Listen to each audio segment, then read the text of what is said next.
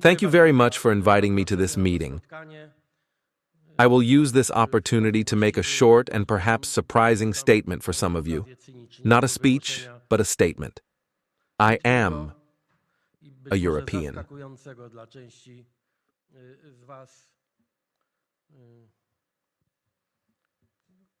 I don't have to convince anyone because of my professional adventures.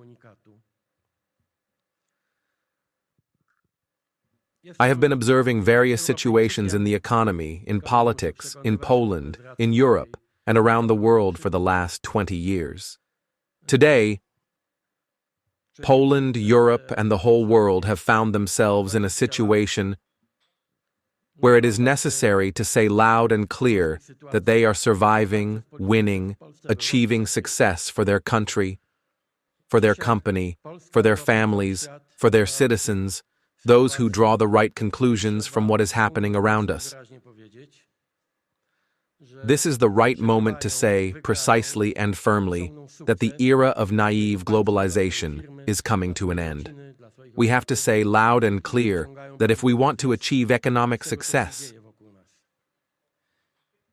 if we want to build a safe country, we have to say loud and clear to ourselves and others that Poland will not be a naive partner in this ever-growing competition of egoists in the world markets, in the war fronts, that Polish companies will not be in a lost position in the competition with international monoliths, and that the end of the era of naive globalization has to mean, and I take it upon myself, I know we are at the European Forum of New Ideas, so I take this brutal message upon myself.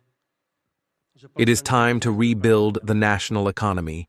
It is time to repolonize the Polish economy, the market, capital. It does not mean what the 21st century is like. We know what the European Union is like, with all its opportunities and limitations. And our task today, and this is a task for you, for managers, for ministers, for Polish companies, for such organizations as EFNI, is to act effectively, when necessary, impartially and always, in the interest of Polish entrepreneurs, Polish companies, Polish capital. Yesterday, I had an awkward meeting with the managers of the largest energy companies in the country, strategic companies.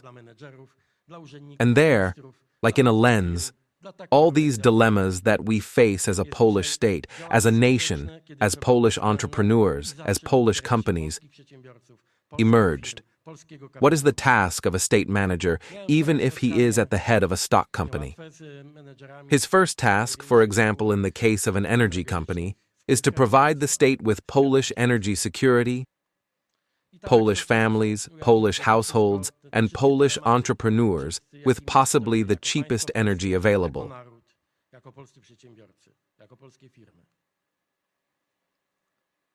Not necessarily maximizing the profits of a state-owned company. If maximizing the profits of a state-owned company only made sense, then why do we need a state in such a company? We are now, as a state, in various areas of the Polish economy to realize the interests of the Polish state, the interests of Polish capital, Polish entrepreneurs, Polish companies, or, like in the case of energy, to realize or take care of the fundamental interest of all Poles. Because such an interest is, of course, widely available and possibly cheap energy. I am talking about this example because it is, of course, a message for all those who work for the Polish state. I am talking about officials, ministers, government agencies, but also for the managers of state-owned companies, which is quite obvious, that they also have nationality. Do you remember those naive slogans that money has no nationality? Capital has no nationality. The world is teaching us today in an irrefutable way, and we need to draw conclusions from this. Capital has nationality. The economy has nationality. The manager of state-owned or co-managed company has nationality. Our interests have white and red colors. Someone will call this economic nationalism. No, I don't have a problem with that. You know why I am being so open about this? Because every day I meet Polish entrepreneurs who ask the question, why do we have to lose here in Poland when there are public orders, which our state-owned companies take part in? Why foreign capital?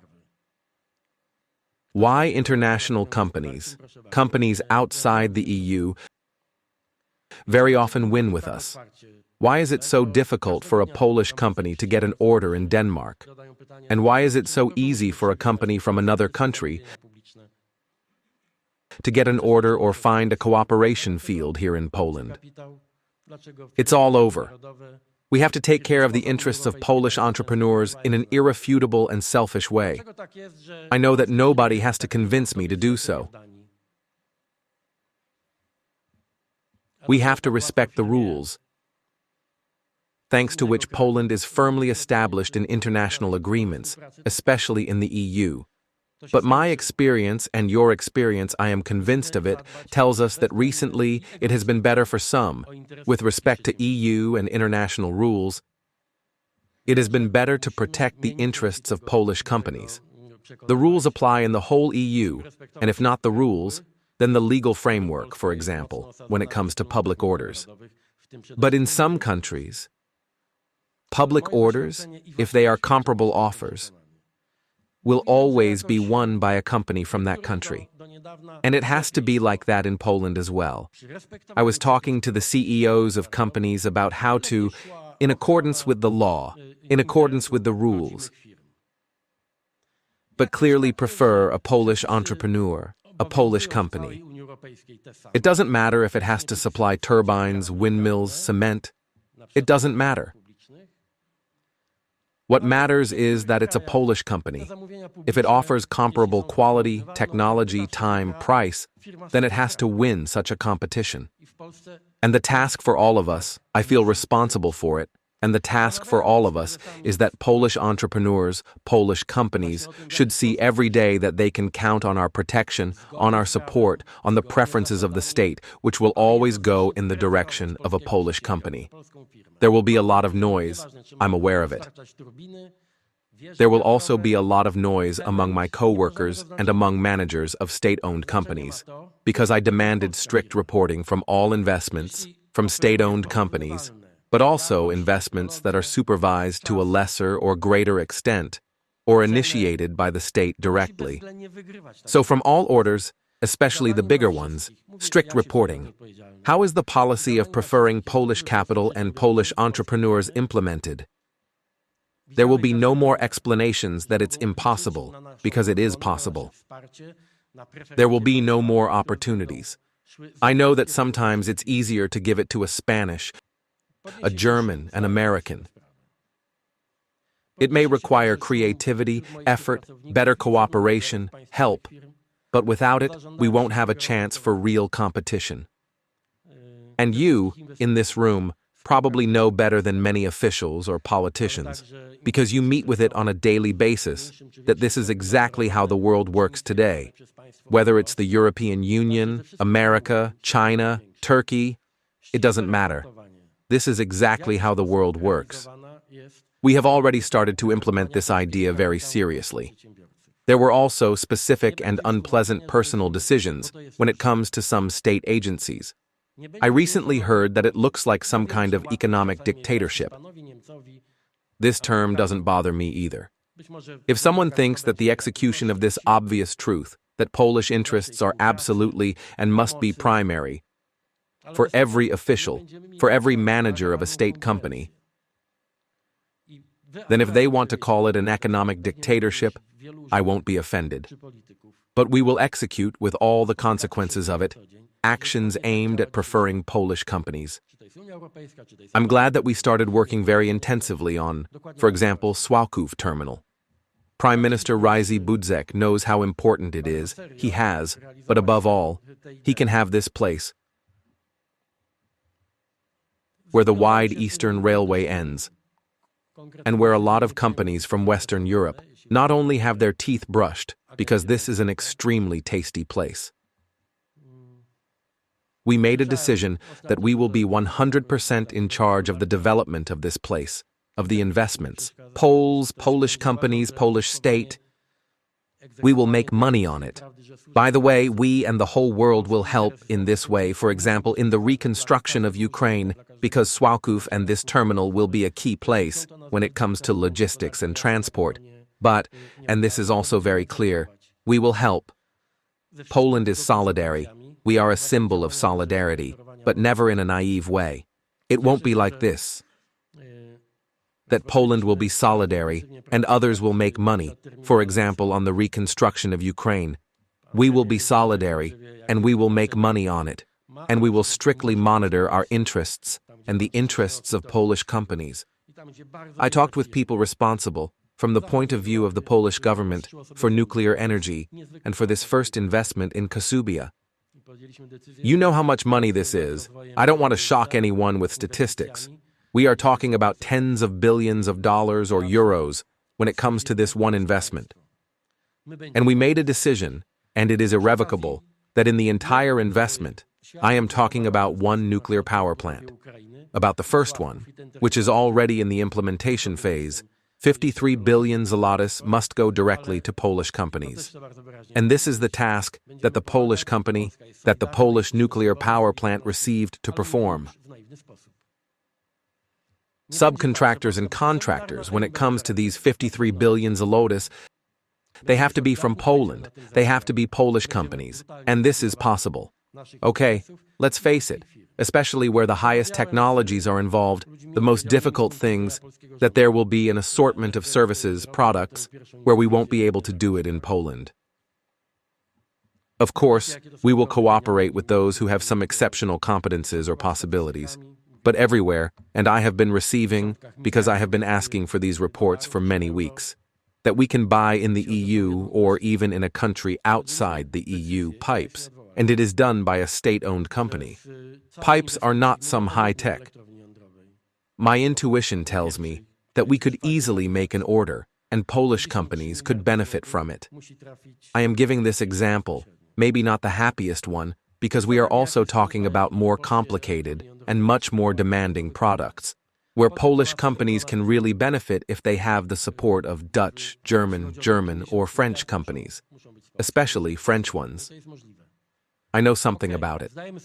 I am in constant negotiations with our friends from Paris about the treaty and expectations, how the economic exchange is supposed to look like. So it is a good lesson, how to show solidarity and friendship, and at the same time, take care of your interests. I hope we will agree on this, even if it doesn't work out. As I have already mentioned, Mr.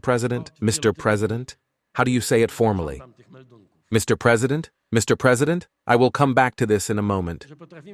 I take it upon myself to decode the terms and rules of action, such as economic nationalism, but it is not only about me devoting myself here or impressing someone. The point is that it should really work, and we should all believe that this is a chance for every Polish company. We intend to invest in, for example, the arms production. The owners and managers of Rafako, for example, did not give up the challenge. As you know, I was there before I became the Prime Minister of the Polish government in this round. It turned out that due to reasons I will not mention here, it was impossible to continue Rafako's production. But do you know how much money we have to spend? Polish and European money. And how much our security depends on it if we wisely spend money on arms production. Nothing stands in the way that we start arms production, and I am talking about a very wide range, in a place where boilers used to be produced. Rafako, we have already decided to invest some money to keep this place. Rafako can be such a place.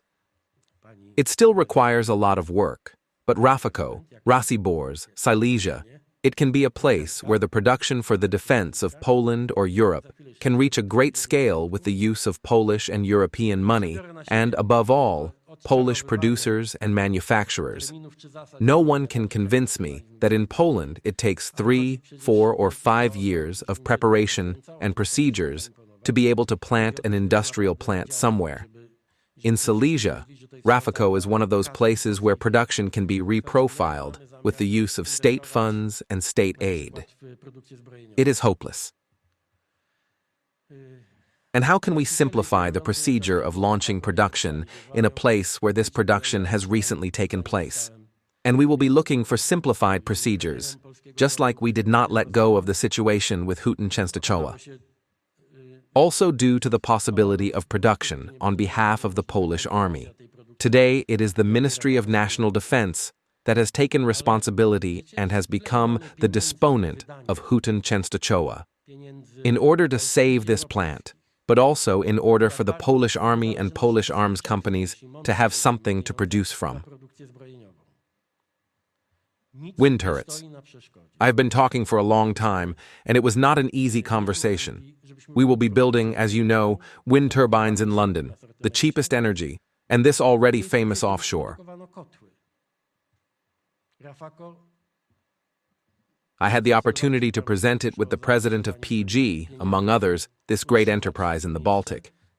There is a company in Gdansk, Baltic Towers, a Polish company. I am talking about it with the satisfaction that it is Poland, not that it is my city. And there will be big wind turrets being built, and we will allow partners from outside the Polish state. In this case, it will be Spain. But the production will take place in Poland. And then this Polish company will also, using the possibilities of the Spaniards, will export its products. I would like to present, as I will present on Thursday, the first massive package concerning deregulation. Yes, I can confirm what you have just said, but my colleague Witucki has just said, the cooperation between the government, Mr. Rafał Brzozowski's team, and the organizations, which are also represented here, will bring immediate results. And on Thursday, we will present the first product, and it will be more massive than some cautious skeptics assumed. We will also meet with a group of entrepreneurs, managers, and experts who are working on deregulation together in May to Copenhagen. And there, with the Prime Minister, Fredrik Seni, with managers, experts, Danish entrepreneurs, we will jointly work on the continuation of the deregulation program for the next Danish presidency.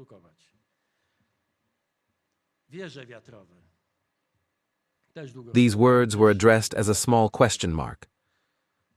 Will we be able to withstand it? Is it a one-time action?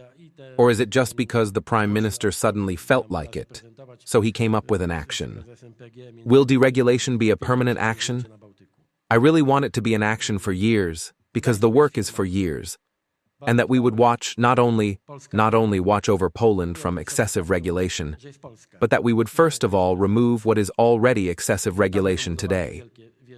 We have a duty as a presidency to convince Europe that this deregulation action must concern the whole European Union. And indeed, as has already been said, this is not only our persuasion, these are also circumstances. This is the particular time in which we have to live. But in fact, in Europe, there has been a radical breakthrough. Just as I believe that this year will be the year of a breakthrough in Poland when it comes to investments, protection, and development of Polish companies, Polish entrepreneurs, I am also convinced that with our participation in Poland, it will be the year of a breakthrough when it comes to deregulation, liberation from bureaucratic barriers of the European economy for our benefit. I count on you. Because both this modern economic nationalism and taking the matter very seriously, so that no one disturbs us and no one takes away what belongs to us, Polish companies, Polish entrepreneurs, it will be a very serious confrontation. I count on your support. Just as with deregulation, your impetus, your energy were necessary to convince the officials that there are no more jokes here, and now they know that there are no more jokes. In this matter, help me as well. Understand, I know, men. Okay, we are busy with this session. I will try to make it easier for you to understand men, but it is not about sex here. I would like everyone to understand that our national economy deserves our efforts, and that it is simply the most basic, perhaps the most important dimension of Polish patriotism, and it will be the same for everyone. I dream, not only in my task, but it was always my dream that we would not have to convince ourselves that young people should have a place in this economic space, that there should be more women because they are discriminated against. But I will also say it openly. I think that a healthy economy, a healthy state, is a state where you don't have to affirm someone because of age, skin color, or gender. I will make sure that no one is discriminated against for being a woman, a man, too young, too old, and I will keep an eye on it. I am not offering anyone a great adventure, a revolution of customs. Some of you know me, I try to be very rational, but I will trample with all indifference all the manifestations of discrimination that eliminate people who are competent, but don't fit someone, for example, because of gender or religion. Equality in the economy and the criteria of competence and usefulness have to be absolutely clear, especially when it comes to the state and the economy.